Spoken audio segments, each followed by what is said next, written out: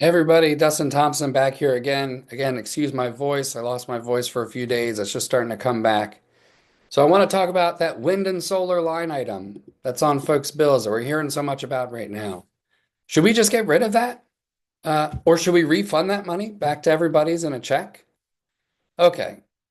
So let's say we remove the, you know, roughly $8 or so. For a lot of folks, it's less. Some folks, it's around $10. But let's say we remove that wind and solar line item and that we defund the programs that money is going towards to help Delawareans. Now, note that that's also going to make it even harder to add more energy to our local grid, not the regional grid, the local grid, which, believe it or not, is helping lower energy costs for everybody. Now, what advocates like myself are saying, who are being denigrated by some legislators right now, what we're trying to say is that this is not going to solve our problems because the order of magnitude that we are dealing with here is far more severe.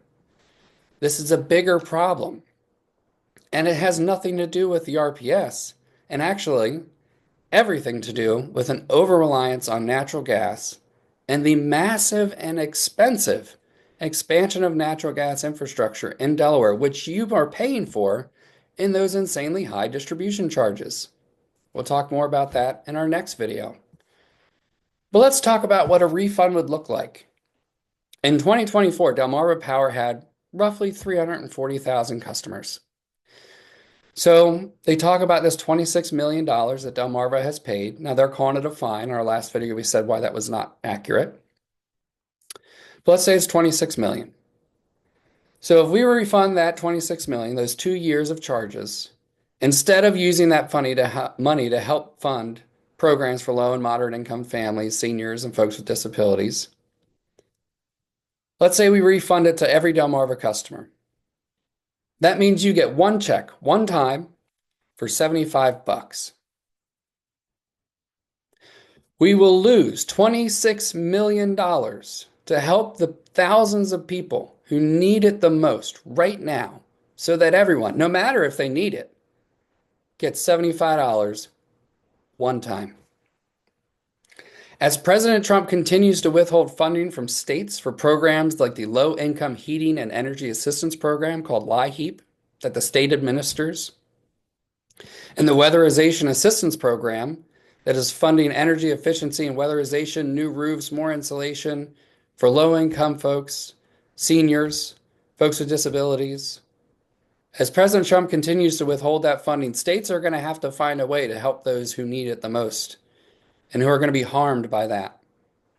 Now, what House Bill 50 says, which Republicans right now are very angry about, that bill says let's use the $26 million to fund LIHEAP and weatherization. And also, let's set up a fund to not only help assist people who need to get onto these programs, but let's also use some of it to pay the back debt for Delmarva customers who are hurting the most. Folks making up to $55,000 as an individual, about $94,000 as a family of three. Folks who are struggling to make these ends meet. And when we help them with that, pay that back debt, let's also invest in those Delawareans to make improvements to their home so they can permanently have lower energy bills in the future. And that's going to, again, reduce the amount of energy that Delmarva has to buy that we're paying for. It's going to reduce those distribution charges that we're paying for. I think that's a smarter use for that money rather than one time I get $75. I don't need the $75. I know some folks do need the $75. So let's get them even more than $75. I think that's what folks are saying right now. So next we're going to talk about why are we so focused on renewable energy? Coming up next.